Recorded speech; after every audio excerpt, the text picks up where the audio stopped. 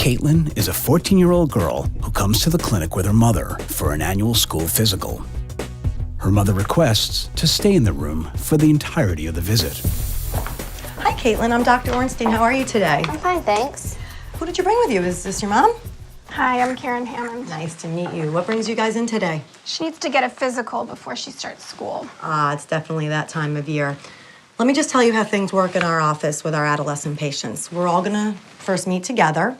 I'm gonna get her health history from birth on up, see if there are any current issues that are going on. Then I'm gonna ask you to step out of the room, and I'm gonna talk to Caitlin alone for a little bit, and then I'm gonna do her exam, and then I'll bring you back in to wrap things up at the end, okay? If it's all right with you, doctor, I'd like to stay in the room for the whole time. I understand. It is a bit of a change when your child starts going through adolescence. Caitlin needed you to stay in the room when she was younger. She didn't know her health history, and she probably was a little nervous to be around the doctor. But at 14, it really is developmentally appropriate for Caitlin to spend some time with the doctor alone. She does need to start taking some responsibility for her own health, and it's also our office policy that we spend some of the visit alone with the adolescent. Listen, I'm not the enemy here. I want what's best for Caitlin. Mom, stop. I just don't get it. You don't tell me anything. You're going to tell her everything, and then she can't tell me anything. I can empathize with you, Ms. Hammond. I'm a parent, too, and I would want my kids to come talk to me about everything that's going on in their lives, but I also do know that there are some things that kids don't feel comfortable talking about with their parents. So if my kids couldn't come to me, I'd certainly want to know there was another responsible adult they could talk to, like their doctor.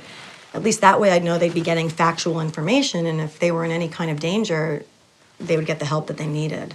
Do you know how old I am, doctor? I'm 15 years older than Caitlin. If my mother had known what I was doing when I was her age, I wouldn't have been doing it. My life would have turned out very differently. But instead, the doctor asked her to leave the room. I hear what you're saying. I know that you love Caitlin a great deal and that you want to protect her, and it must be very difficult to see her at the age that you were when you had her.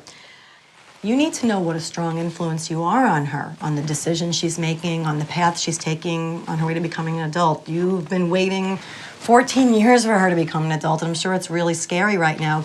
But this is one of those steps, and I think it's really important. Is there anything that you had concerns about or anything you wanted me to discuss with her when I spend my time alone with her? Tell her not to have sex. But if she does, to be careful. Mom.